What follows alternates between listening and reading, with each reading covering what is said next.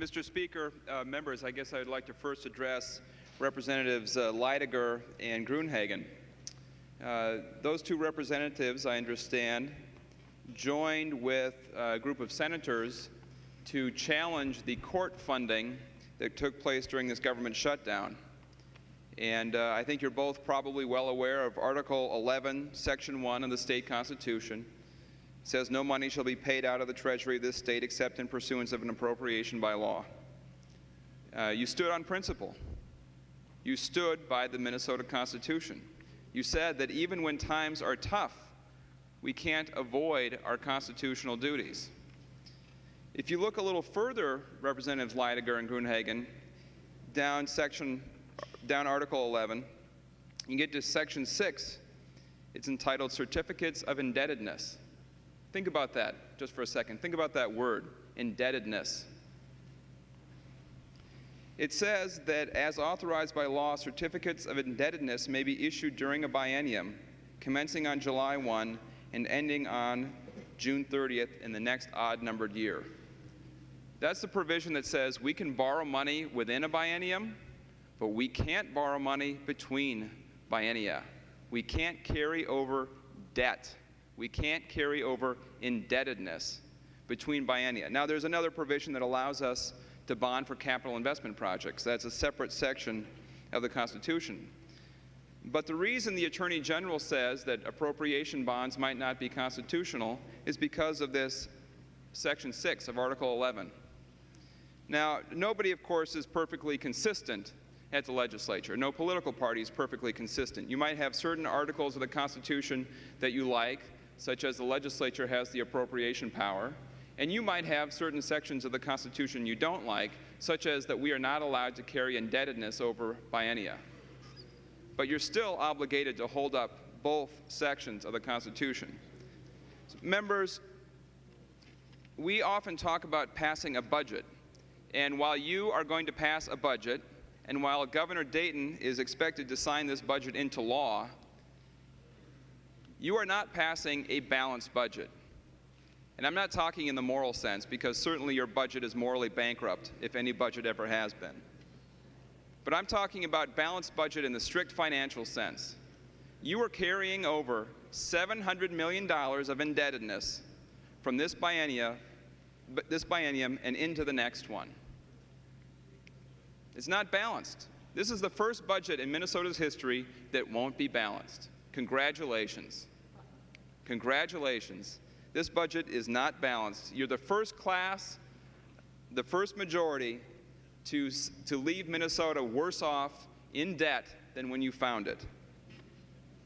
So, members, we've got the budget. You know, I think we probably could all reach into our pocket and pull out a credit card, take the credit card and stick it on top of the budget and say, look, there we go. We did it. Congratulate us. We did a great job. We didn't raise taxes. We just put the budget on the credit card. Congratulations. Now, I don't know if you bothered to check, but the credit card you're using, it doesn't have any points. There's no airline miles. There's no rewards. You're not going to get a free trip anywhere. Nothing good is going to come from this. If you're going to go out and get a credit card, you could have at least gone to maybe Capital One and get something that was interest-free for a year. But you've got nothing. The interest rate is not known. Would you sign up for a credit card when you don't even know the interest you're going to be paying? Representative Davids, you don't know what kind of bonds you're going to be issuing, that MMB is going to be issuing. You're authorizing them to do whatever works. Not what is in the best interest of Minnesota, not what's the best interest rate, not what's going to save our skin financially down the road. It's whatever you can sell. Go out to the market and sell whatever you can. That's the Republican budget that Governor Dayton is going to sign into law. And how are we going to pay for it, members? What are we going to do? You've got $2 billion in tails. You've got a $2 billion deficit next time. You've got, and Representative Greiling will go through this, you've got $3.2 billion that the state is going to owe the school kids in Minnesota, $4,000 per kid in school. That's what we're left behind. And how are we going to pay for it? We're going to pay for it by failing to address the real challenges this state faces. And this is not, I don't think anyone could disagree.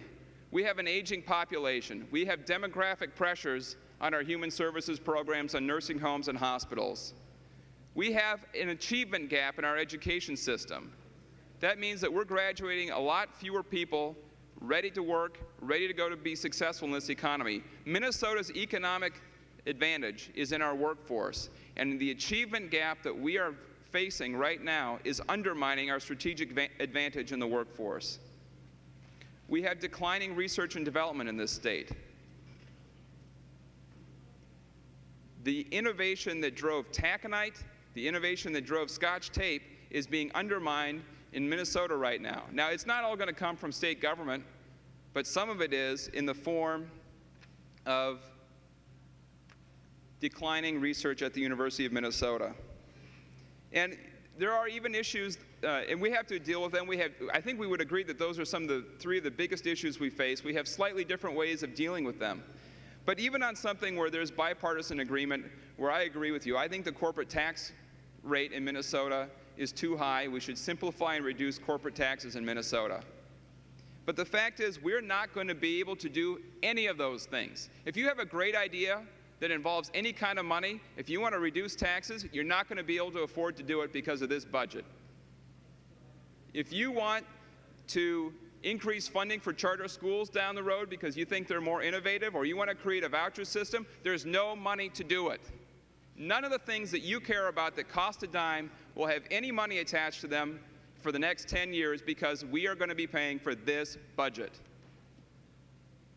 Representative Abler, there are good ideas out there in health and human services. Some of them are going to cost money. You can't just do it all by cutting. But there's going to be no money whatsoever for implementing reform.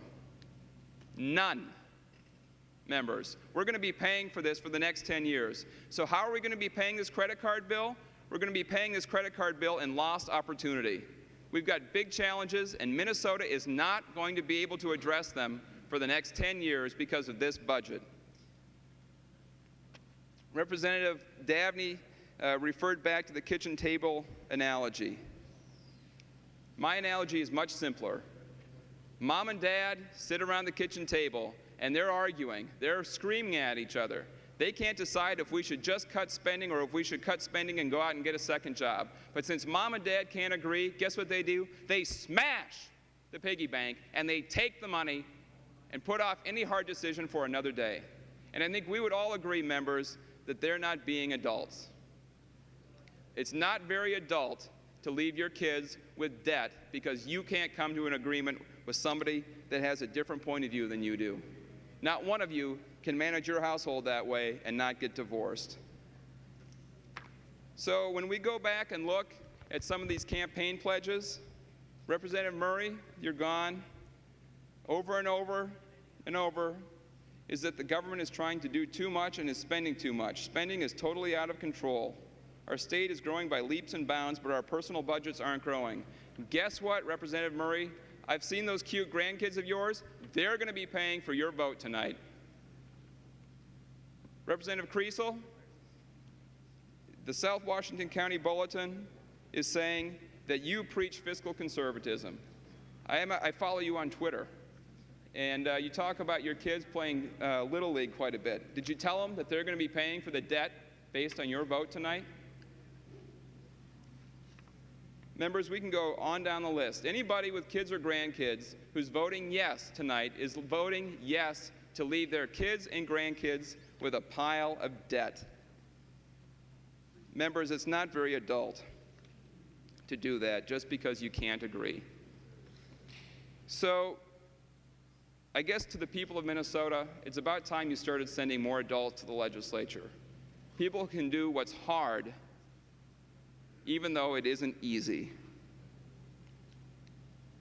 And to those of you who ran because you needed to control spending in St. Paul, state government is out of control, we need to limit government, we've got to end business as usual. You came down here to do that, and with this budget tonight, folks, congratulations. You're no longer those people, you're all just politicians.